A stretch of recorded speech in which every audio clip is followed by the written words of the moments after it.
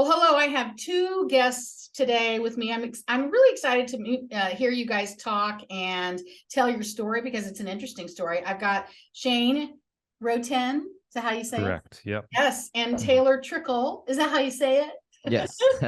And these guys are co-owners of Valhalla Media Group. It's a media company here in Wichita. You're going to tell us a little bit about what you do, but you do video, you do photography. You're also a marketing agency. So a pretty nice little gig you've got going on there. And I know you came to this interview prepared and ready to go. And that says a lot about you and it says a lot about your business. So I just want to get started to ask you, what do you guys do specifically in your business? For how long? And then tell us a little bit about what got you here, because you've been in business since 2019, right? Okay. Okay. So what do we do? So we've been doing what we do since 2019. So it's been, I think we're about to hit in a few months our four-year mark. Getting close. Yep. And what we do, we started off as a production company. We just did photo, video. And then we ended up seeing that there was other avenues that we could go into. So we ended up rebranding, renaming to Valhalla Media. And then at that point, we positioned ourselves to be a one-stop shop. So we do marketing. We're an ad agency. So we partner with, all the media companies around, Fox and Cox and everybody. We do a lot of analytics. We track them. We can track a client from social to website to actually becoming a client, branding, websites. I mean, pretty much you name it. If you have media needs and production needs, then we can do it. It sounds like, and you're going to tell me, I got to ask you another question though, but you're going to tell me what you've kind of done up to this point. But it sounds like from what I've talked and learned from you so far, that the analytics is one of your specialties. Is maybe what kind of sets you apart from everybody else. I would say that, and just the level of care. I think we've learned through the last few years that we're not just selling a video or a photo. We really are selling an experience. Right. I think that's a big thing that can separate us sometimes. When you get a video from us, we don't just hand you a file and say, here's your video. We do everything we can to help you repurpose that video, where to position it on social, where to position it on your website. Both Taylor and I are pretty OCD when it comes to that stuff. Okay. So there's nothing worse for us than just giving someone a video that they've paid a good amount of money for, and then it just only lives on a website. So I would say that the experience too is definitely something that separates us. Yeah. And we started with our company motto is literally helping people bring their vision to life. And a lot of people have a story to tell, but they don't know how to tell it. They don't know how to get it out there. They have vision, but they don't have the means to do it. They don't have cameras. They don't have lights. They don't have, and then again, they don't know how to get it out there. So we committed early on, like we were going to help people bring their vision to life and sit back and hear their story. And we love being a part of their story. So it all works hand in hand. Everyone has a story, but and I want to hear as many as I can, because that's one of the things I learn about as life goes on. The more you know about people, the happier you are. But if we can help them tell it in a way that's easier for people to consume, easier for people to understand, easier for people to get excited about, nothing's worse than a flat video. Like, we all feel it. And I don't necessarily know, because I'm not OCD, nor do I understand about your industry, but I do know what I don't like. But I wouldn't know how to not produce something without that, so. Right. Interesting. Well, so Shane, tell us what you also do, but besides this work. So I also am in the Air Force. I'm a first sergeant, E7, master sergeant, whatever, however you want to call it. So I technically am part of the leadership team in any squadron that I'm in, next to the chief and the commander. My job is the morale and welfare of all airmen on base. It is an extremely hard yet rewarding job. I am at 16 years, so I've got about another, I'd say almost close to 3.5, and then I'm done. And I committed to be in the Air Force for 20 years. Again, OCD, commitment issues. If I'm going to commit to it, I'm going to do it. So I got to a point in the career where I no longer wanted to use the degrees that I have when I get out. because I no longer wanted to work for somebody. Mhm. I wanted to work for myself. Mhm. And the Air Force, funny enough, has taught me everything that I pretty much know about business. If you learn how to translate it over to the civilian world and into business, all the courses that they've put me through, the leadership courses, they got me certified in process improvement, Mhm. Lean Sigma Six, all that. I mean, all those things translate so well over. So I have the Air Force to thank for, I mean, pretty much where the company is and Taylor today. Well, the military is a well-oiled machine. It's been running pretty well for a Yeah, long time, hasn't it? long time. That's I hadn't thought about that before. And I love that you said, you wanted to be in business for yourself. That takes a special kind of soul. That's what I work with, are business owners, and it's a special soul. It doesn't go away once you decide you're in love with being a business owner on your own. It's you have to keep doing it. So Exactly. yeah. That's great. Well, I'm glad the two of you came together. How did the two of you meet then? Actually, like Instagram. Yeah. We Okay. were Instagram friends, followers, Okay. whatever you call it. Yeah. And every so often we'd stir up conversation over random things. And we even set up like photo battles at one point. We're like, let's have this photo. It never happened, but we were like, let's do It this. was a good You idea. should do it. You should do it. What a great PR stunt for you Yeah, guys. exactly. Hey, And vote Shane, vote Taylor, vote Shane, vote Taylor. yeah.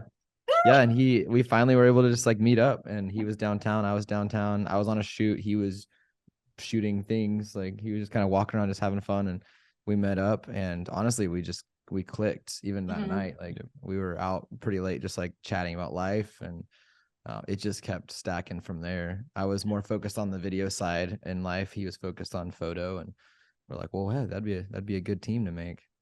That is So so cool. here we It's a are. kind of a man story, if you will. It you is. know? Very much. It's cool. I Yeah. like it. Well, so the next question I wanted to ask you is, who's your best customer? So you have a multiple product lines, but if Mhm. somebody were to come in and want everything, who is your best customer? I mean, Or really, maybe just describe them, an avatar. yeah. I mean, that really is someone that is, building trust is obviously it's an important thing with what we do. We're representing your brand. In some avenues, we're speaking for you, especially when we're creating videos. I think, an ideal customer for us would be someone that wants that full experience. And we have, quite a few of them that we do that for, where see the value in it. yeah, where we create the video, we're also doing the photo, but then, we're doing the copy. We're pushing it out. We're able to be the ad agency for you. Really, squeeze the media to where, you're getting an amazing price for what you're putting out there.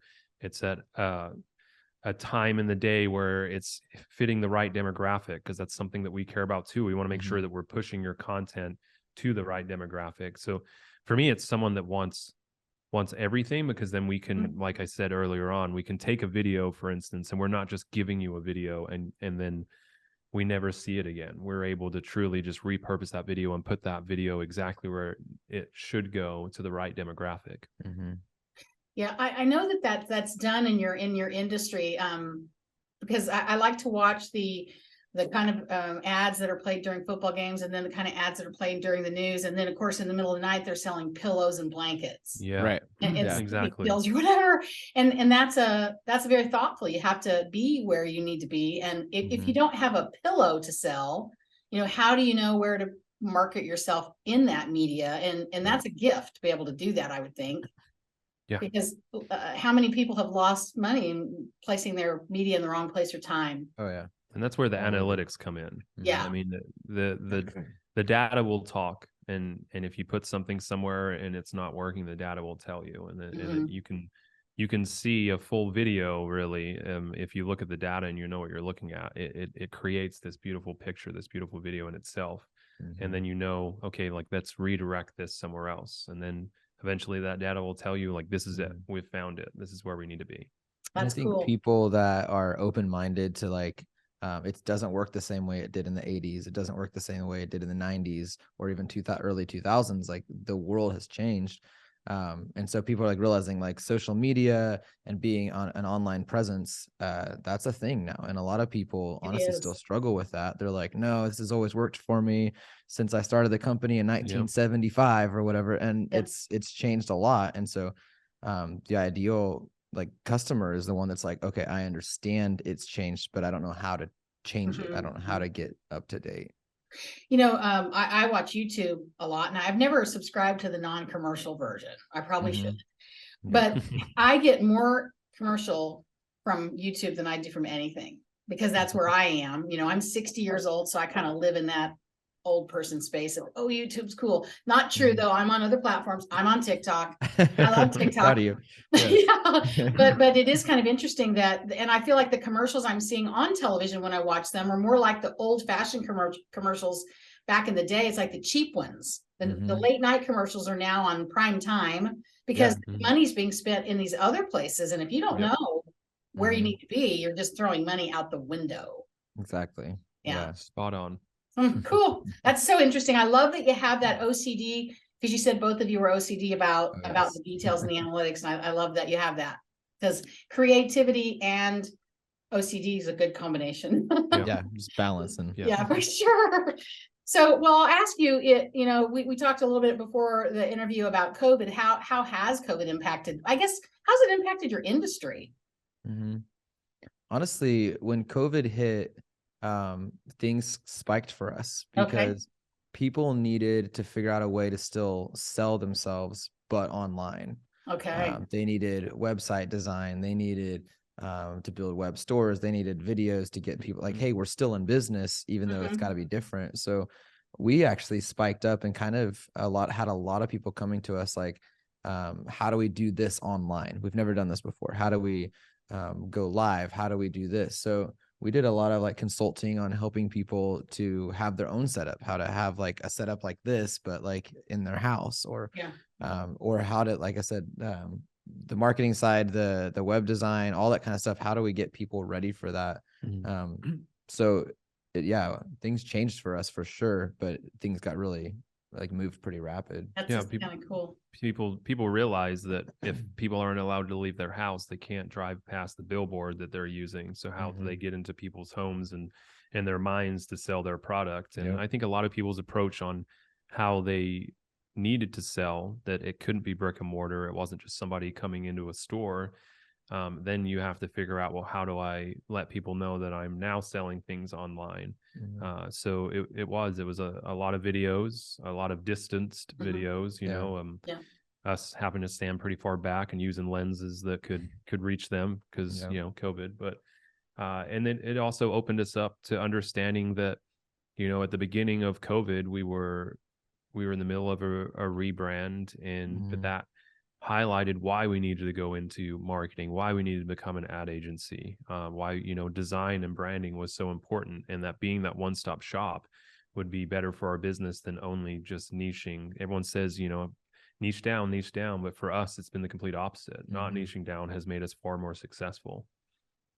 Well, you've niched down and perfected the package. So you could say you have, in a way, perfecting the package is a niche too, I think, sometimes. So that's cool. COVID impacted my business in the same way. We decided we were going to do these interviews, and I coached people for free. Our company decided, we got to help people. And we said, now is the time to double down on marketing. It's not the time to hold back. Double down, and we did, and my business spiked too.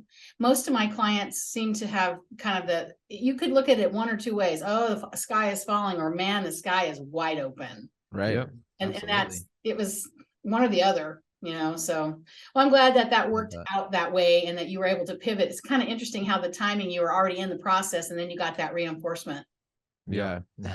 Interesting. Well, okay, so I'm going to ask both of you this. I'll ask Taylor first, and then I'll ask you, Shane. What's been your biggest learning since you've been a business owner?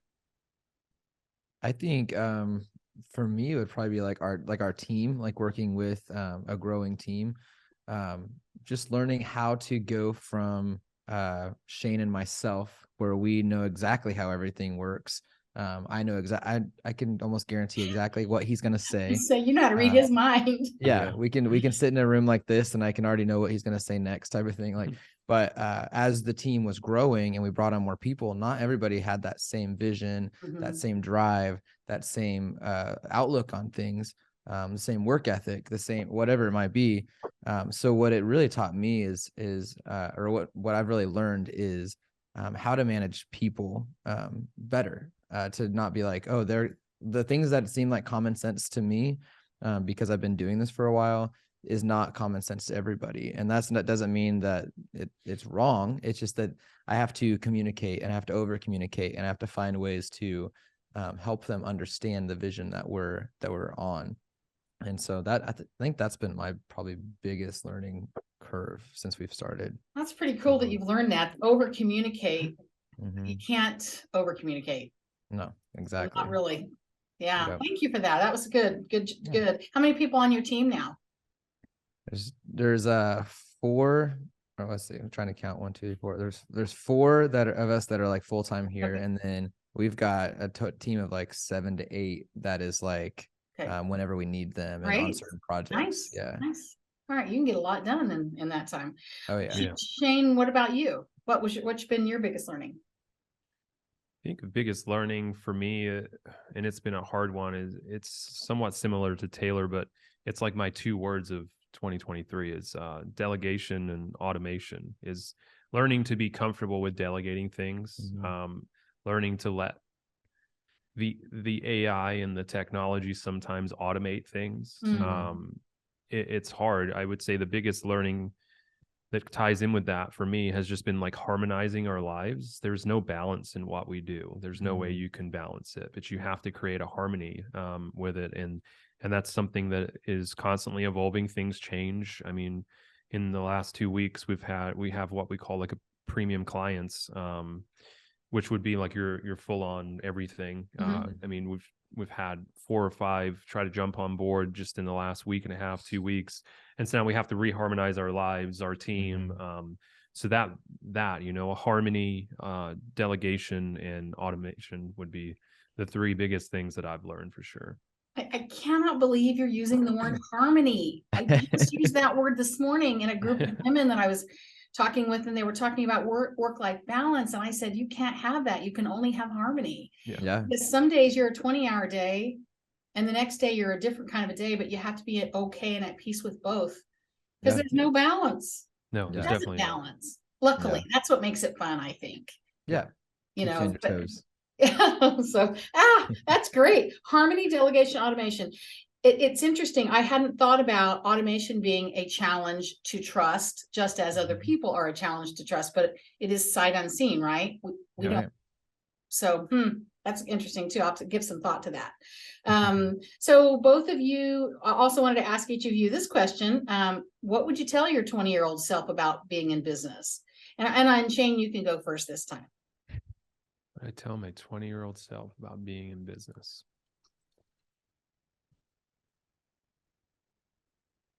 I would say take time to really sit back and celebrate as you grow. I think that's also something in 2023 that Taylor and I have finally started doing is, look at where we came from. As you heard, our story was we had, a camera each. I mean, if we went into our gear cage right now, I mean, it's full of cameras and gear, right? We've grown in that area, but we've grown as people. We've grown as mentors, coaches, founders of this company. And I think it took almost 4 years for us to sit back and just look at, what we've done. And it's quite an accomplishment for what we've done. Like you said, I'm in the Air Force, and so I do that, and then I do this for 8 hours, 16-hour days, et cetera, sometimes longer. And I don't think until recently I've stopped and looked back at everything that's been going on. And so I definitely would tell myself, like, every step that you take, look back and see how many steps you've came to get where you are. I think it is very impactful. And then have gratitude towards yourself for what you've been doing. So wise, so much wisdom there. That's really great. I completely agree. We teach our clients, you've got to celebrate the wins, and we get little Post-it notes when we all get together, and I make them write 5 wins from the last quarter on each Post-it note. No, I can't do that. But then they write it, and they put it on the bulletin board, and everybody puts it on there, and it's this giant wall of wins, and you can feel it. I love that. The Yeah. energy, the whole room changes because, you know, and when we celebrate wins together, wow, that's powerful. That's harmony. I love that. It is. Yeah. Okay. So Taylor, what about you? Your 20-year-old. I would say, man, I feel like I tell myself a lot, but probably the biggest thing would be, you know, just to remember that it's not going to be easy, but it's going to be worth it. There's so many times, you almost kind of go across that like imposter syndrome of just like, you know, we're chasing this. And there's so many times I'm like, man, are we really able to do this? Is this really, like, we come up against some really cool projects that we get to be a part of. And I kind of get in my head a little bit and like, man, I don't know. Like, but we've always taken it on, and we've been able to knock it out of the park. And but I would say just to keep your eye on the vision that you set out on. Because if you don't have that vision, if you don't like know where you're going, everything can seem kind of, you know, meaningless. And like, man, it would just be easy to go get a 9 to 5, like to just work for somebody else. I can leave work at home.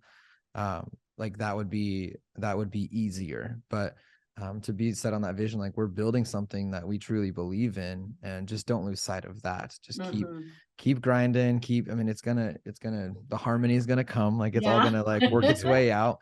But keep working and don't lose sight of where you're headed, would be probably what I would tell myself. Yeah, and I think the imposter syndrome in some ways, or the imposter feeling, is a good thing, because once you have that feeling and you overcome it, well, then you're no longer an imposter, but you are for the next thing is unknown. Right. Learn how to overcome those things, and so it can be a good thing. Yeah. But I've been there too. I understand that. I've had some amazing clients ask for my help. I'm like, what? Yeah. but I did it, you know, and that's great. Yeah. No, it feels cool. it feels very surreal, but but it happens, you know. It sure does. And then once you're over it, it's like, well, that's it. What's next? Yeah. You know, exactly. And that's what's fun, is what's around the bend too. So, well, we're going to publish this on video, but we'll also send it out with a newsletter. If we put it, if this gets in the newsletter, do you want to have any kind of an offer to put in the newsletter? You don't have to.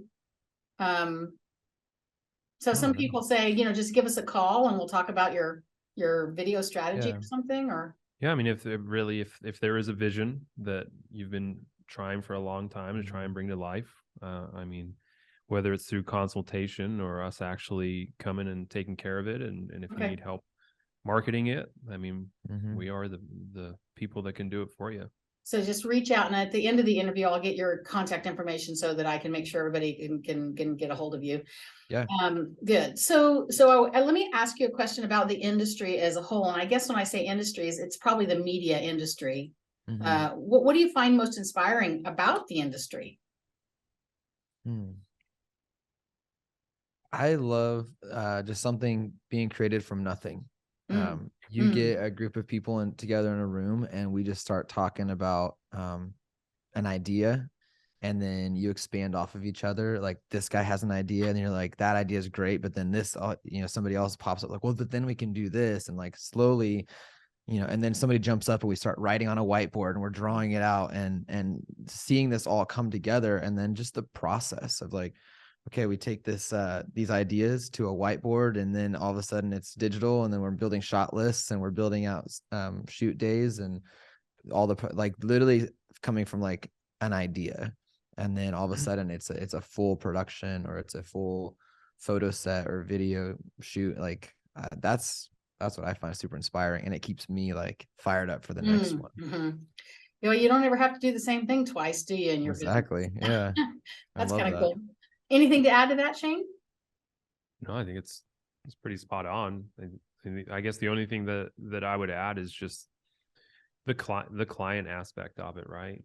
I mean, we say it all the time, and it's kind of our slogan for a reason. It's just that when that client realizes that their vision is now here, their story. I mean, you couldn't really do that without a camera, right? You could write it.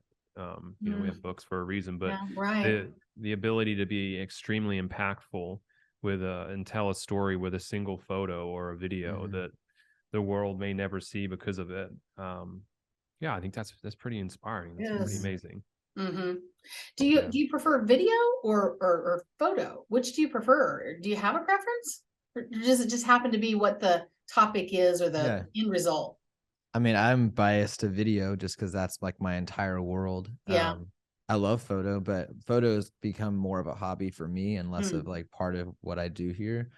I won't speak for you, but yeah, I mean, photo, because that's what I started off as. It always has a special place. I lived in Japan for a little bit, and I started there. And just trying to tell a story with a single photo, I enjoy that challenge. But sadly, due to business, I do not really get to take many photos anymore. So I'm going to try and go back to that harmony and try and add that a little bit into my life again. But be intentional about it and make it happen, right? Yeah, exactly. Well, when someone says they don't have time for something, I say, pull out your calendar. What are you doing November the 6th? November the 6th from 6 a.m. to noon, you're going out shooting, no matter what the weather is, right? So, okay, well, this has been really fun, you guys. I can tell you, I've looked at your website and know a little bit about your work, and I can tell you're passionate about it, and that's exciting. And hope you get some calls from this. And thank you for your time. I thought it was fun. What's a good way for people to get a hold of you if they want to? I mean, we're all over social media: Valhalla Media Co., Facebook, Instagram, TikTok. Our website, valhallamediaco.com. That's it. I mean, that's the way of the world, right? If you can keep the name and all those platforms, well, I'll check you out on TikTok. There you go. Yeah. We're building that. Are you? Okay. Yep. Well, I'm one of those people that, I have set the alarm for TikTok. Ooh, it is so much fun. I think I love what's happening on that platform. Yeah. It's cool. They're ahead of the bend. Yeah, they can get addicting sometimes. It sure can. Well, you guys, thank you for your time. And thank you for having us. I look forward to getting this out to the world. And look, I'm just going to say it. The production isn't going to be like what you do, but hey, it's what the words you said are going to be great for people to hear. So I love it. Thank you both, Shane. Yeah, thank you. Taylor. Talk to you. You're welcome. Take care. Thank you.